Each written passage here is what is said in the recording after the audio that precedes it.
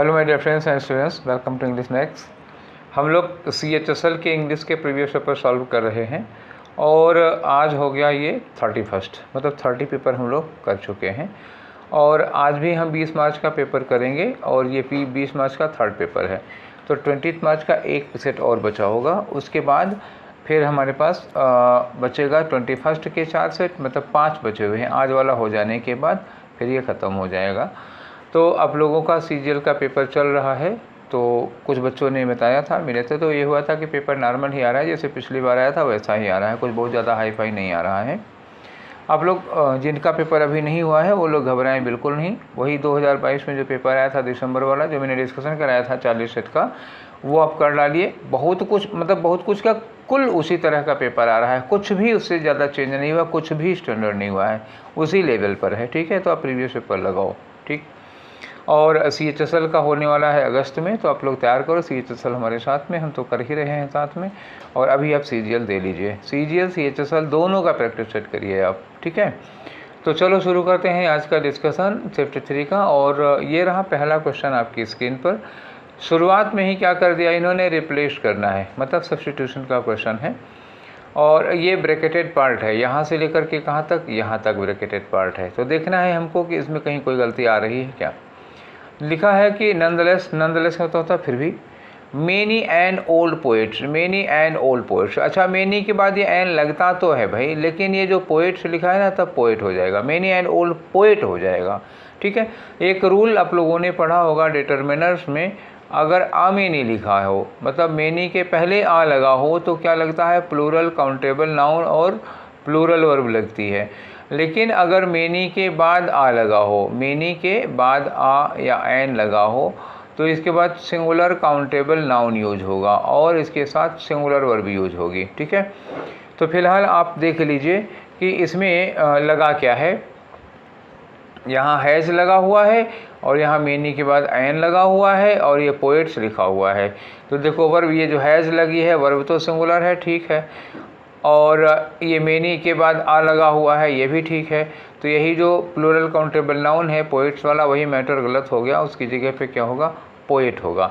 या तो पूरा प्लूरल कर दो या तो पूरा सिंगुलर कर दो, दोनों में से एक काम करना होगा आपको। तो ऑप्शन देखते हैं हम लोग कि क्या मिलता है हमको, पूरा प्लूरल वाला, पूरा सिंगुलर वाला। तो यहाँ देखो मेनी के बाद आ लगा और ये पोएट्स लगा है, तो ये नहीं हो पाएगा। दूसरी बात यहाँ लिखा है कि मेनी ओल्ड पोइट्स, हाँ ठीक है, यहाँ पे ये मेनी लगा दिया, यहाँ पोइट्स लगा दिया, ठीक है, और यहाँ हैव लगा दिया, ये एकदम करेक्ट हो गया। मेनी पोएट्स हैव, ये ठीक है। यहाँ देख लो, यहाँ मेनी पोएट्स, यहाँ तक तो ठीक है, मेनी भी सही, पोएट्स भी सही है, लेकिन ये हैज़ गलत हो गया। तो मैंने बोला था ना कि या तो पूरा प्लूरल कर दो या तो पूरा सिंगुलर कर दो। तो इसमें देखो ना, तो यहाँ पे सिंगुलर वाला हो गया, यहाँ प्लूरल वाला हो गया, यहाँ सिंगुलर वाला हो गया, तो ये गलत हो जाएगा ना। यही दूसरा वाला है जिसमें पूरा प्लूरल है, मेनी भी प्लूरल, पोएट भी प्लूरल और हैव भी प्लूरल, तो दूसरा वाला हो जाएगा। आगे आ जाओ अपने अगले क्वेश्चन पर। तो ये रहा आपका दूसरा वाला क्वेश्चन। करना क्या है, खाली जगह भरनी है। दिया है कि it was past the mid hour, ठीक है, it was past the mid hour of night, मतलब क्या हुआ, past the mid hour of night का मतलब हुआ रात में 12 बजे के बाद की बात होगी करीब।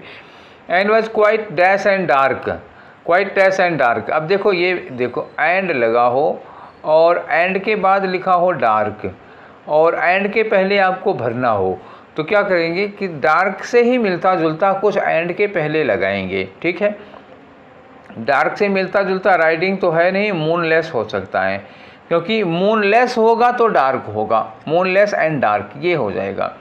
ग्लिमर में हो जाएगा, उजाला होगा, चमक हो जाएगी, तो डार्क से मैच नहीं करेगा उजाला, और फ्लैशर भी चमक के लिए आ जाएगा। तो एक तरफ फ्लैशर एंड उसके बाद डार्क भी लिखोगे तो ये बनेगा नहीं, तो फिर बनेगा क्या, मूनलेस एंड डार्क। क्लियर हो गया। आगे बढ़ते हैं, आपका क्वेश्चन नंबर 3। ठीक है, क्वेश्चन नंबर 3 में वंस मोर फिलर का क्वेश्चन है। देखो क्या लिखा है कि we are the creative force of our life, हम ही अपनी लाइफ के क्रिएटिव फोर्स होते हैं, कोई और नहीं होता, हम ही हैं। And through our own decisions, और अपने ही डिसीजंस के जरिए, रेदर देन आवर कंडीशंस, मतलब इन्होंने कहा कि हम अपने डिसीजंस की वजह से, ना कि अपनी कंडीशंस की वजह से। ठीक, if we carefully learn to do, उनसे अगर हम बहुत कायदे से सीख लेते हैं, ये सीख लेते हैं टू डू सर्टेन थिंग्स, कुछ सर्टेन चीज़ें करना अगर हम सीख लें तो we can dash those goals. अरे गोली मारो हर चीज़ को, यहाँ क्या कर रहे हैं, we can dash those goals. तो हम गोल को क्या करते हैं बताओ, हम अपने लक्ष्य को, अपने गोल को क्या करते हैं, अचीव करते हैं, प्राप्त करते हैं, हासिल करते हैं। तो achieve, gain, attain, obtain, win, इस तरह का कोई वर्ड यूज करो, ठीक है। तो एक वर्ड है रिवर्बरेट। रिवर्बरेट का मतलब होता है गूंजना। जैसे आप कहीं पर बोलो और आपकी आवाज़ गूंज रही हो तो उसको कहते हैं रिवर्बरेट। तो यहाँ इसका तो कोई मतलब नहीं, गोल को रिवर्बरेट तो किया नहीं जाएगा। अकम्प्लिश आवर गोल, हाँ अचीव करना, अकम्प्लिश करना, ये ठीक है अकम्प्लिश। टॉर्मेंट का मतलब होता है किसी को टार्चर करना, किसी को सताना। तो गोल को, लक्ष्य को सताने का तो कोई सेंस नहीं है। और एक्सपेल का मतलब होता है किसी को निकाल देना, जैसे नौकरी से, क्लास से, स्कूल से निकाल दिया, एक्सपेल कर दिया।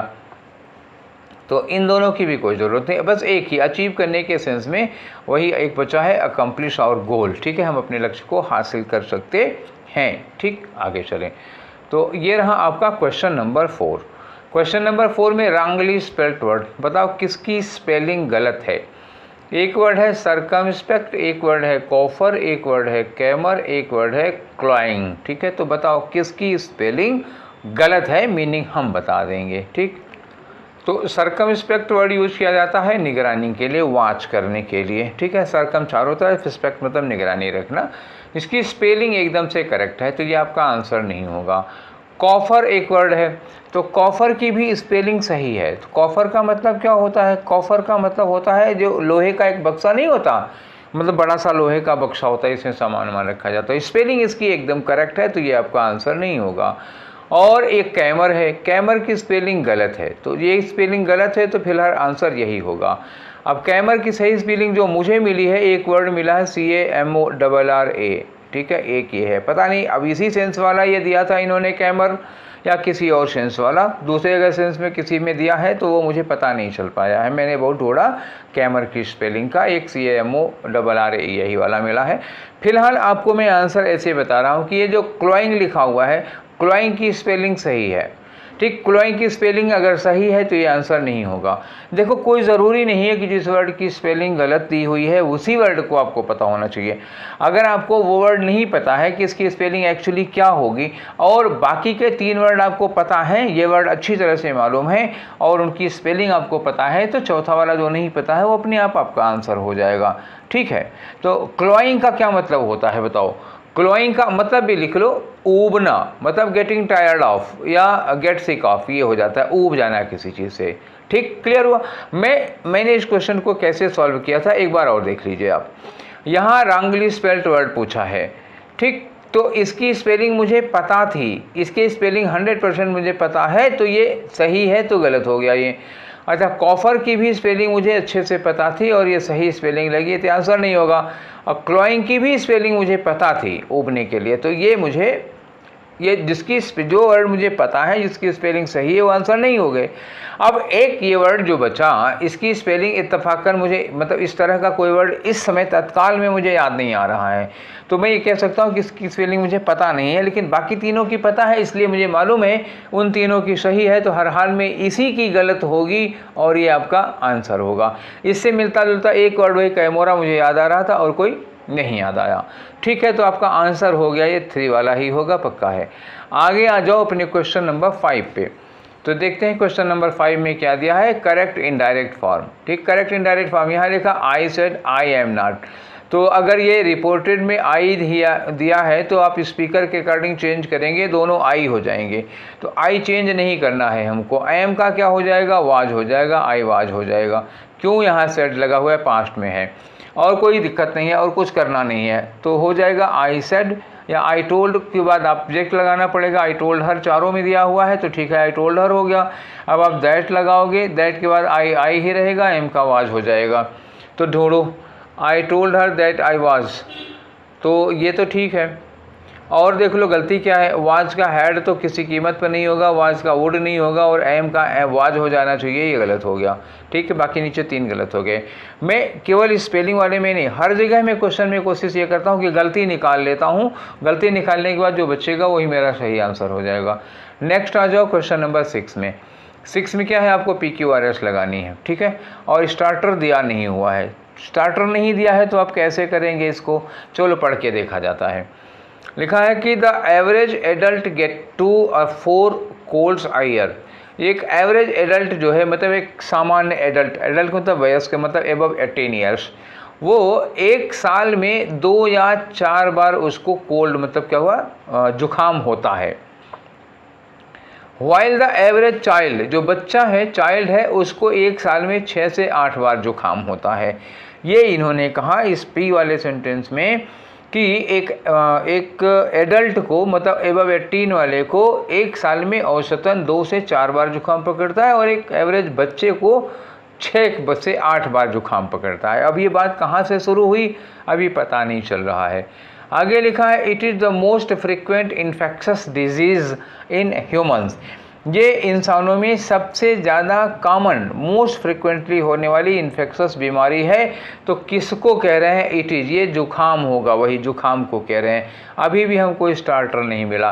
दे आकर वही शायद जुखाम की बात हो रही है, या दे आकर more commonly during the winter, ये अक्सर जाड़े में होते हैं। अब ये भी नहीं शुरू हुआ हमारा, देखते हैं, ऐसे ही हमको लगता है शुरुआत होगी। लिखा है the common cold also known simply as cold.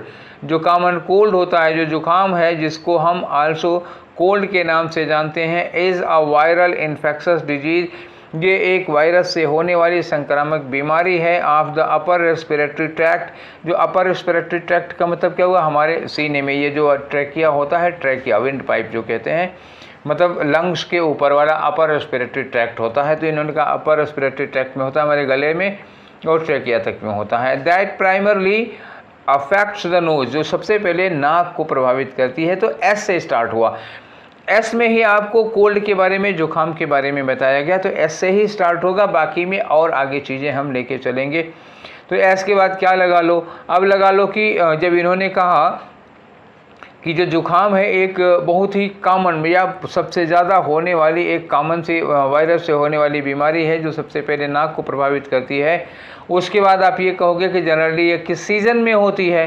ठीक है, तो एस के बाद आप क्या करो, इसमें कहा कि इंसानों को सबसे ज़्यादा प्रभावित करती है और ये नाक से शुरू होती है।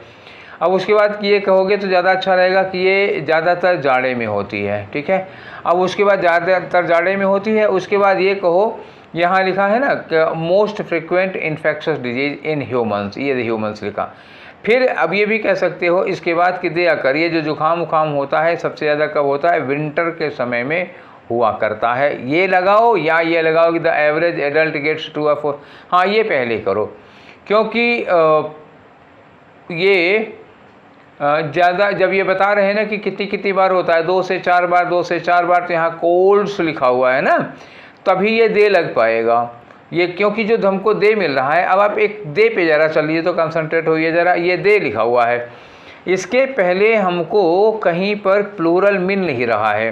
देखो एस में देखो लो, कहीं पर कोल्ड्स नहीं लिखा हुआ है ना, कहीं पर डिजीजेज ना लिखा है ना कोल्ड्स लिखा, तो ये नहीं होगा। और यहाँ पर भी कुछ इन्फेक्शस डिजीज़ ही लिखा हुआ है, ये भी नहीं होगा। यहाँ लिखा है द ये 2 or 4 कोल्ड्स लिखा है a year, और यहाँ भी क्या लिखा है, बच्चों में 6 से 8 बार। तब हम ये कहेंगे, कोल्ड्स कह दिया ना, यहाँ पर कोल्ड्स कह दिया, तभी हम कह पाएंगे दे आकर मोर कॉमनली इन विंटर, ये ज़्यादातर जाड़े में हुआ करते हैं।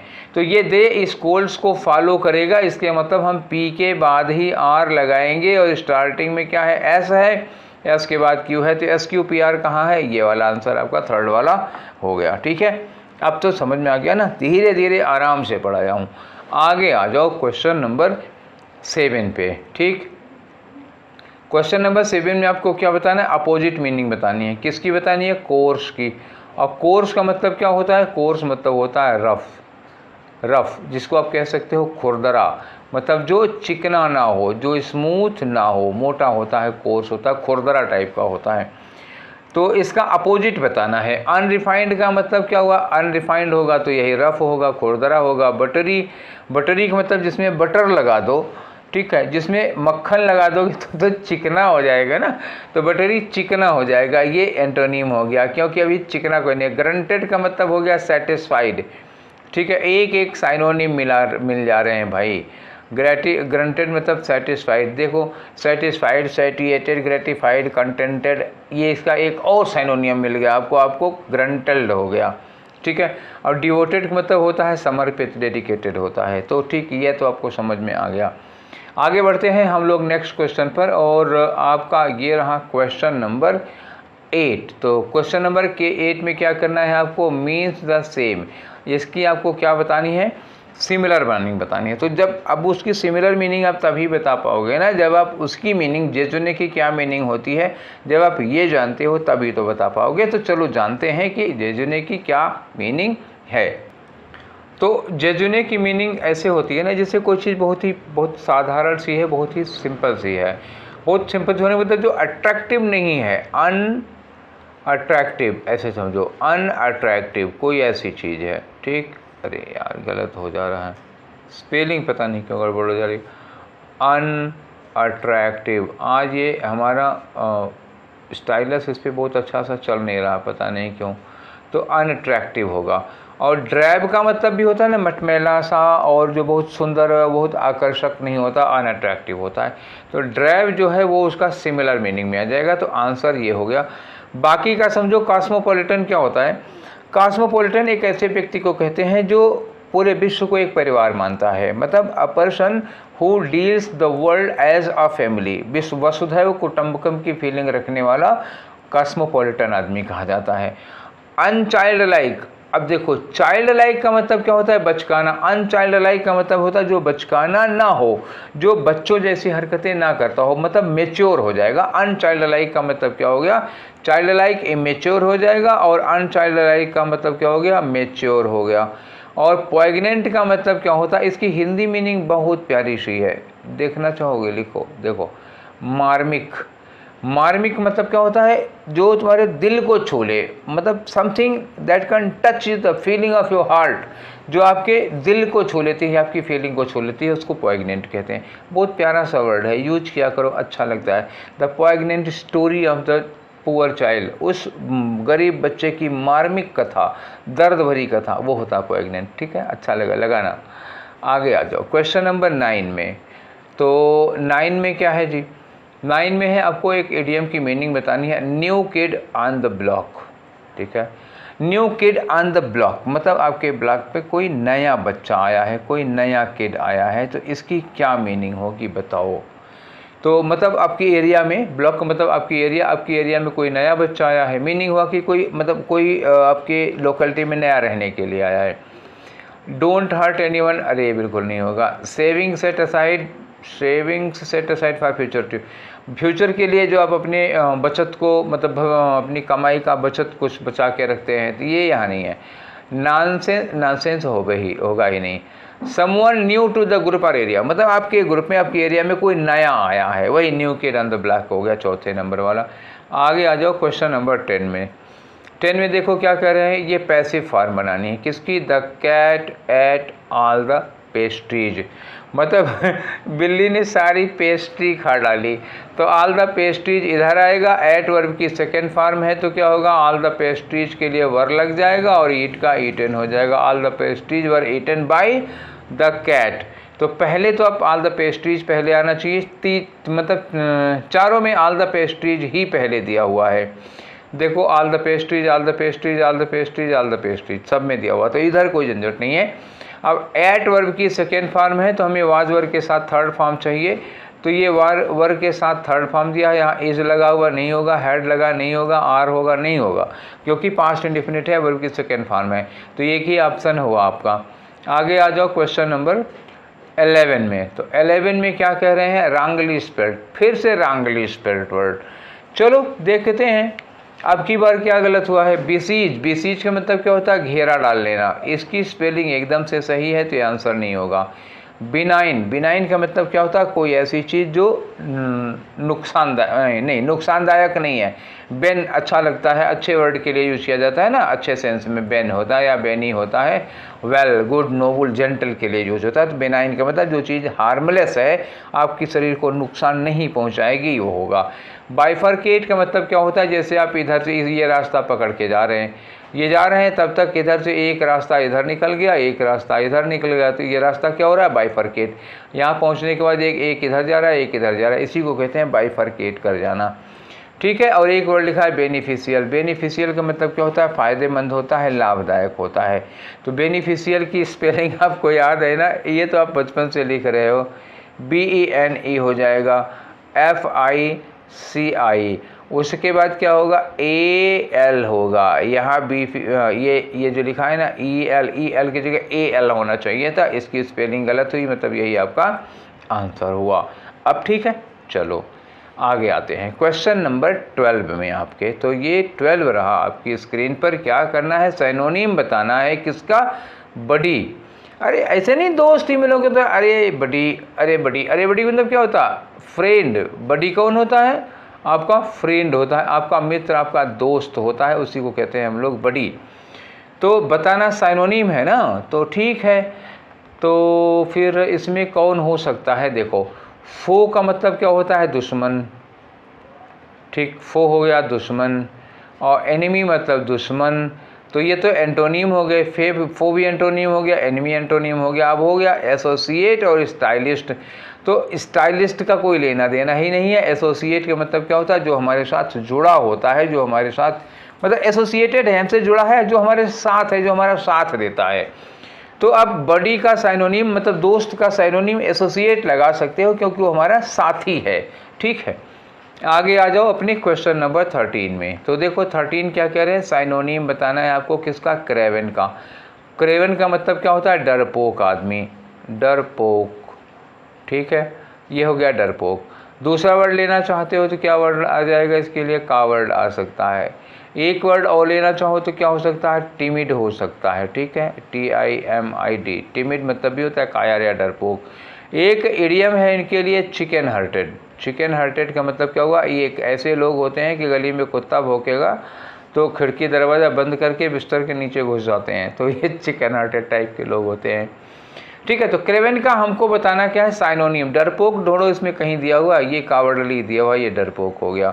बाकी गैलेंट मतलब शौर्यवान, पराक्रमी हो जाता है, तो पराक्रमी गैलेंट होता तो ब्रेव होगा, और बोल्ड का मतलब भी साहसी होगा, तो ये दोनों अपोजिट हो जाएंगे। अनबेस्ड का मतलब हो जाता है ढीठ टाइप का, कैसा, ढीठ। ढीठ में क्या होगा, बोल्डनेस भी होनी चाहिए। अब देखो उल्टा लिख दिया, ठीठ लिख दिया, ढ ऐसे होना चाहिए और ठा ऐसे होना चाहिए, ढीठ ऐसे होगा, ठीक है ना।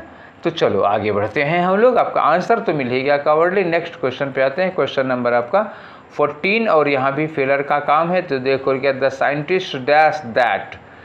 तो साइंटिस्ट हैं तो क्या किए होंगे, पता लगाए होंगे, खोज किए होंगे, इन्वेंट किए होंगे, इनका तो यही काम होता है ना। साइंटिस्ट दैट द लिखा है safe relied on a specific motion. तो ये जो है वो एक स्पेसिफिक मोशन पर रिलाई करता है, बेस करता है, डिपेंड करता है। तो ये इन लोगों ने पता लगाया। पता लगाए में क्या करोगे, ये इन्होंने इन्वेंट किया कि फाउंड किया कि इनोवेट किया कि प्लान किया। ये कोई चीज़ है जिसका इन लोगों को जिसके बारे में जानकारी होती है। इन्होंने इस सिद्धांत को, इस नियम को खोजा नहीं है।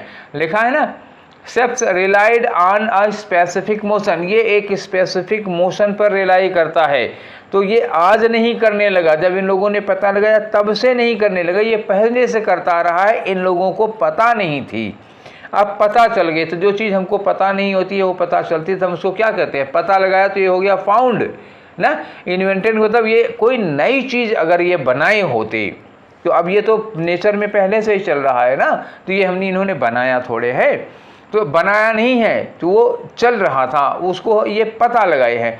जिसे गुरुत्वाकर्षण के नियम है, बाबा न्यूटन ने गुरुत्वाकर्षण के नियम खोजे थे, तो क्या इन्वेंट किया था इन्होंने, क्या इनके पहले चीज़ें जो गिरती थी वो ज़मीन पे ना गिर के आसमान की ओर जाती थी? बिल्कुल नहीं।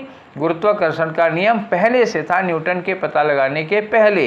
हाँ, पहली बार उन्हें ही ये बात नोटिस हुई, तो उनको हम इन्वेंटर नहीं करेंगे, बल्कि क्या कहेंगे, उन्होंने डिस्कवर किया था, इसको फाइंड आउट किया था। ठीक, तो फाउंड होगा, इन्वेंटेड नहीं होगा। क्योंकि क्यों समझा रहा हूँ, क्योंकि साइंटिस्ट देखते ही आपके दिमाग में इन्वेंटेड वाला ख्याल आएगा। हम समझ रहे थे यही आएगा। यहाँ देखा आपने साइंटिस्ट, तो सोचोगे एक साइंटिस्ट इन्वेंशन करते हैं। ये इन्वेंट इन्होंने नया चीज़ थोड़े नहीं किया है, जो पहले से ही चली आ रही है, इनको पता चल गया तो फाउंड होगा। ठीक, आओ 15 नंबर पे क्या करना है, एक इडियम दिया है, मीनिंग बताओ। इडियम क्या है? Cast someone adrift. Cast someone adrift क्या मतलब होगा? कास्ट समवन अड्रिफ्ट का मतलब क्या होगा कि किसी आदमी को बिना सपोर्ट के छोड़ देना। कोई ऐसा आदमी जिसको मदद की ज़रूरत है, आप उसकी मदद किए बिना आप उसको अकेला छोड़ देते हैं। ब्लेम समवन, ब्लेम तो होगा ही नहीं। To leave someone without any support या पर्पज, किसी आदमी को बिना किसी सपोर्ट के, बिना किसी उद्देश्य के छोड़ देना, तो यही होता है कास्ट समवन अड्रिफ्ट। तो ये दूसरा वाला आपका आंसर हो गया। बढ़ते हैं आपके क्वेश्चन नंबर 16 में, देखते हैं इसमें भी क्या है, फिलर का क्वेश्चन। बहुत ज़्यादा नहीं आ गया इस बार फिलर, मुझे लग रहा है ये मैं चौथा फिलर कराने जा रहा हूँ आज।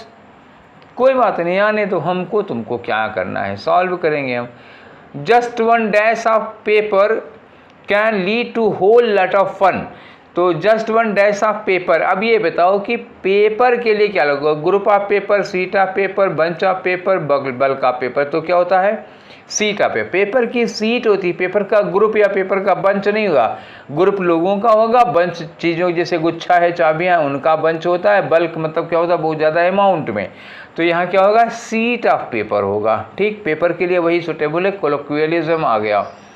आ जाओ क्वेश्चन नंबर 17 पे अपने। क्या है 17 में? सब्सटीट्यूट करो। किसको? एक वर्ड दिया है, lover of good food.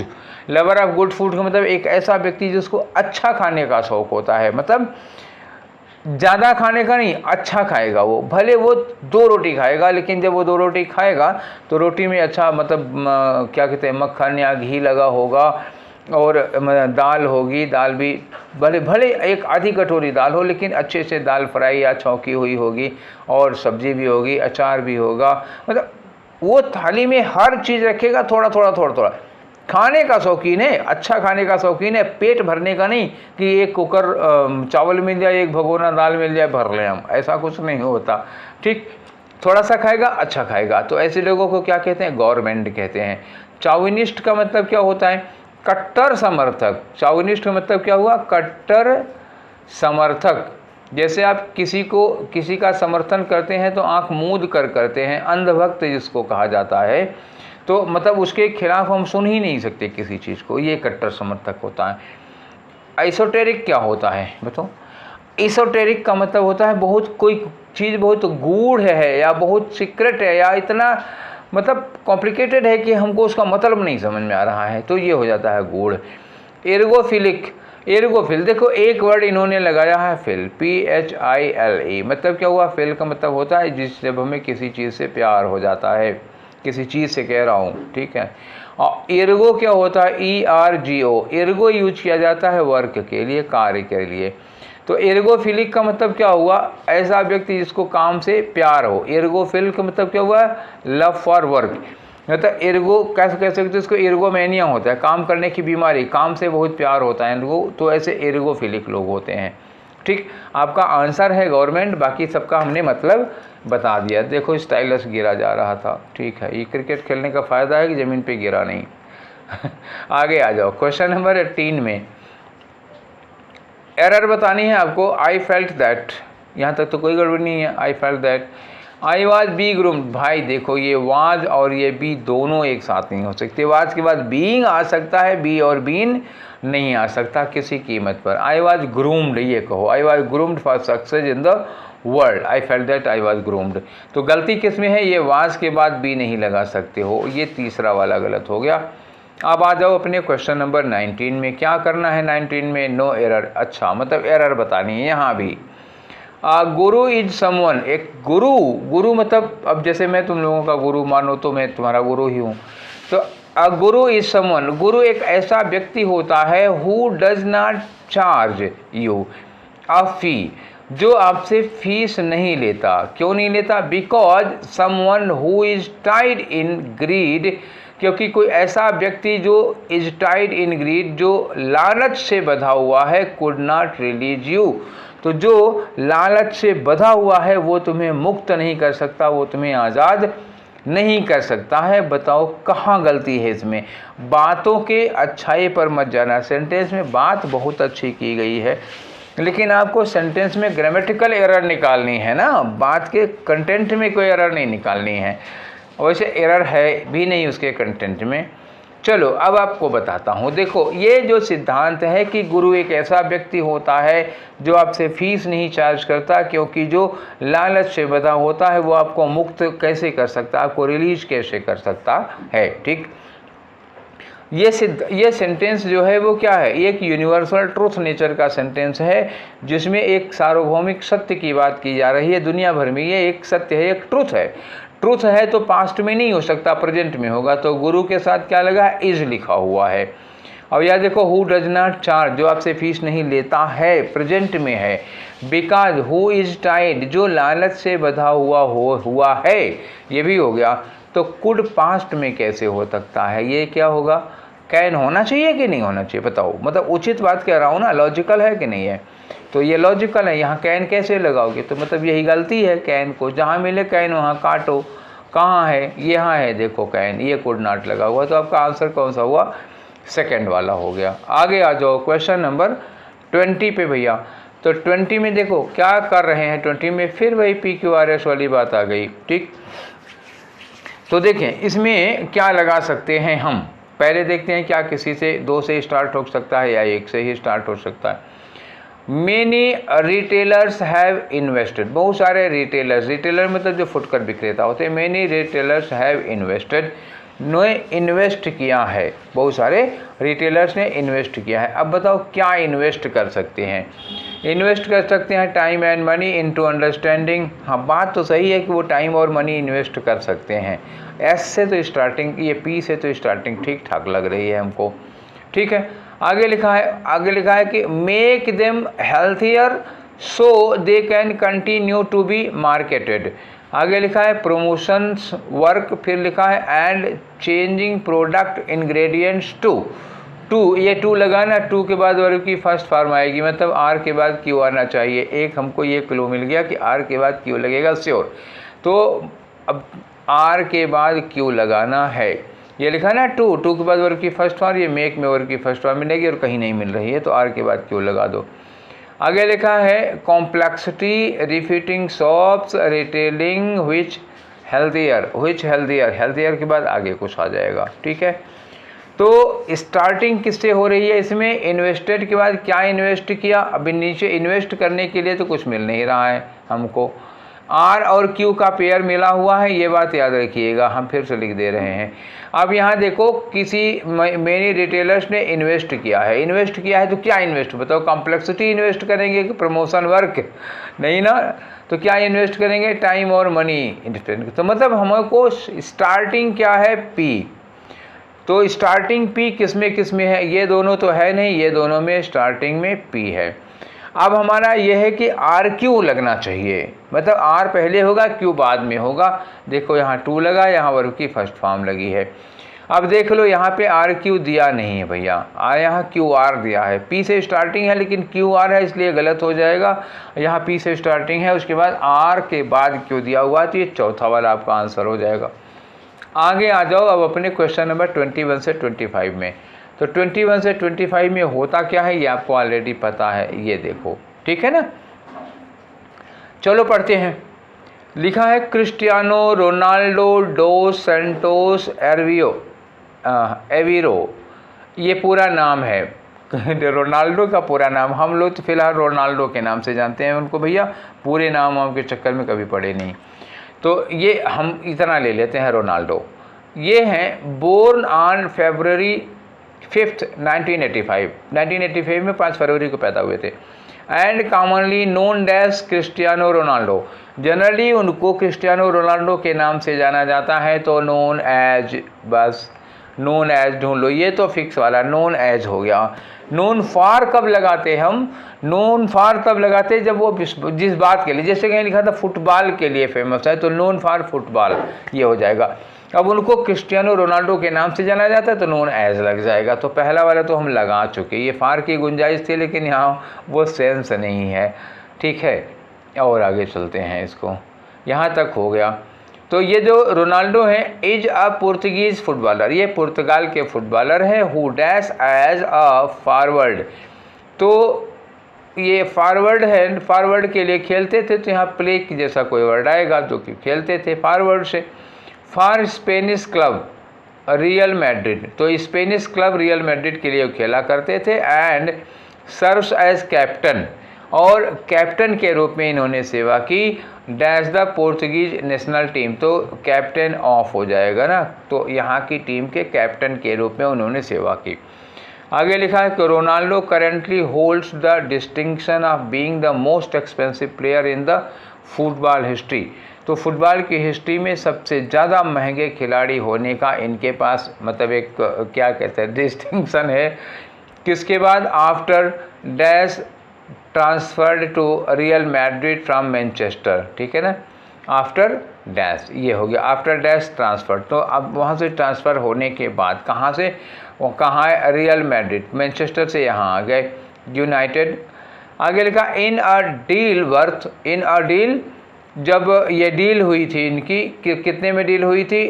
80 million, ठीक है ना। 80 मिलियन क्या है? ये पाउंड है, डॉलर का निशान नहीं, 80 मिलियन पाउंड है, जिसको आप 90 मिलियन यूरो में कह सकते हैं, या 132 यूएस डॉलर का निशान है। भैया एक ही रहने दो, सब बहुत हैं। हाँ, एम में लिखा है, मिलियन में लिखा है, इतना ही बहुत है ना। यूरो में हो, चाहे पाउंड में हो, चाहे डॉलर में हो, सब सब सब सब ज़्यादा है मिलियन में। आगे लिखे हमारे तुम्हारे लिए तो ज़्यादा ही है। अब आ जाओ, his contract with Real Madrid, जो रियल मैड्रिड के साथ इन्होंने कंट्रैक्ट किया, is believed to have made him the highest paid dash player, तो ये फुटबॉल प्लेयर है, इसमें यहाँ कुछ सोचना ही नहीं है। हम क्या लिखेंगे? हाईएस्ट पेड क्रिकेट प्लेयर लिखेंगे क्या? रोनाल्डो के लिए तो हम फुटबॉल प्लेयर ही लिखेंगे ना इन द वर्ल्ड। तो पाँचवा वाला पक्का है, मेरी गारंटी, जाओ लिख लो, फिर फुटबॉल ही लिखा जाएगा। तो ये पहला वाला भर चुके ना हम लोग ऐस, तो दूसरे वाले में आ जाओ भैया धीरे से। ये रहा आपका 2 वाला, ठीक है, फिलर नंबर 2, ये यहाँ पे लगाना है। हु डैश एज फॉरवर्ड, तो ये क्या करते थे? फॉरवर्ड किससे खेला करते थे ना, जो मतलब फॉरवर्ड एक प्लेस होता है कि उसमें खेलने में जो फॉरवर्ड से खेला करते हैं, ठीक है। तो अब आप क्या लगाओगे? प्लेड लगाओगे कि विल प्ले लगाओगे? विल प्ले की बात ही नहीं, पास्ट में लगेगा, जा रहा है हैज़ प्लेड, प्लेज या विल प्लेड, बताओ इसमें से आप लोग इसके लिए क्या लगाओगे? हु, अभी तो रोनाल्डो इनकी डेथ तो हुई नहीं है, तो फिर प्लेज लगाओगे और क्या, क्योंकि सब प्रेजेंट में है। इज, ये इज है, खिलाड़ी हैं, और ये देखो मैड्रिड इज बिलीव्ड, इनको ऐसा माना जाता है कि ये हाईएस्ट पेड खिलाड़ी हैं, सब प्रेजेंट में है। प्रेजेंट में है तो हम प्लेड में जाएंगे नहीं, ना तो हैज प्लेड में जाएंगे, तो क्या होगा? हु प्लेज, मतलब जो खेलते हैं फॉरवर्ड से, ठीक है, ये हो गया। आगे आ जाओ, नेक्स्ट वाले में चलते हैं हम लोग आपके। तो ये रहा क्वेश्चन नंबर 23 यानी कि फिलर नंबर 3। तो यहाँ फिलर नंबर 3 में क्या होगा? कैप्टन ऑफ, इसमें अब क्या करना था यार, captain of Portuguese national team, तो हम ना भी बताते तब भी आप लगा लेते यही। अच्छा, जब ऑप्शन नहीं देखा गया था तब भी वही आया ही था, कैप्टन ऑफ, ठीक। अब ये चौथे वाले में आ जाओ, देखो क्या लगाना है। तो ये आपको आना पड़ेगा इस वाले में, ये 4th फिलर में क्या लगाओगे? यहाँ पे चौथे नंबर पे पढ़ना होगा कि ये सबसे ज़्यादा एक्सपेंसिव प्लेयर माने जाते थे फुटबॉल हिस्ट्री में। अब कब? आफ्टर डैश ट्रांसफ़र टू, यहाँ से जब यहाँ आते हैं तब, तो क्या होगा? आफ्टर बी ट्रांसफर्ड, या after having transferred, after is transferred, या आफ्टर बीन ट्रांसफर्ड, बताओ जल्दी से सोच के बताओ यहाँ क्या लगाओगे? तो क्या होगा? आफ्टर हैविंग ट्रांसफर्ड, जब वहाँ से यहाँ इनको ट्रांसफ़र कर दिया गया, हैविंग के साथ ही लगाओगे थर्ड। या तो ये लगाओ आफ्टर बीइंग ट्रांसफर्ड, तो बीइंग का ऑप्शन नहीं दिया हुआ है, तो फिर क्या करोगे? हैविंग का लगाओगे। एक ऑप्शन बचा है हाईएस्ट पेड। अब यहाँ मैंने कहा था ऑप्शन देखो चाहे ना देखो फुटबॉल प्लेयर होगा, क्योंकि वो फुटबॉल के खिलाड़ी हैं। देख लो ये लिखा हुआ है फुटबॉल प्लेयर, ठीक। तो क्या वो क्रिकेट प्लेयर थे? बिल्कुल नहीं। Tennis player? बिल्कुल नहीं। Rugby player? बिल्कुल नहीं। फुटबॉल प्लेयर है तो लगा लिया हमने। क्लियर ना? तो ये देखो फिर हम लोगों ने 25 क्वेश्चन कर लिए। ये कौन सा सेट होगा? 31 का रहा है, ठीक है ना। तो ये सेशन आप लोगों को क्वेश्चन आज का पेपर करने में तो मज़ा आ गई होगी ना, ठीक है, बढ़िया लग रहा था आज का पेपर। तो ये सेशन यहीं पर वाइंड अप करते हैं। आप लोगों को ये सेशन कैसा लग रहा है? देखो भाई आज मैं बना रहा हूँ ना, रात बहुत हो गई है और मुझे अब थकान लगी है, दिन भर पढ़ाया हूँ ऑफलाइन। और बस ये है कि आप लोगों को रोज़ एक मिलता रहे, इसलिए बहुत रात हो गई है, मुझे अब सोने का टाइम हो गया है, ठीक है। दिन भर आज सारे दिन में क्लास लेता रहा, बिल्कुल फुर्सत नहीं मिली थी 10 मिनट के लिए भी। फिर भी मैंने सोचा आप लोगों के लिए एक बना देते हैं, कल आप नहीं तो लोग क्या करेंगे, ठीक है। तो चलो आज यही करते हैं और बातें कल वाले में कर लेंगे। तो फिर मिलेंगे कल वाले सेशन में। तब तक आप लोग पढ़ाई करते रहिए, मस्त रहिए। देखो अपनी सेहत का ध्यान रखो, खाओ पियो बढ़िया से और सो भी बढ़िया से। सो बढ़िया से मतलब यानी 12 घंटे सो, नींद पूरी करो, अच्छा सा बढ़िया सा खाना खाओ, खाने पीने में ठीक ठाक रहोगे, हेल्दी रहोगे तभी अच्छे से पढ़ पाओगे। हाँ, पढ़ाई के साथ कोई समझौता नहीं करना, ठीक है। तो फिर मिलेंगे कल वाले सेशन में। Till then take care, thank you.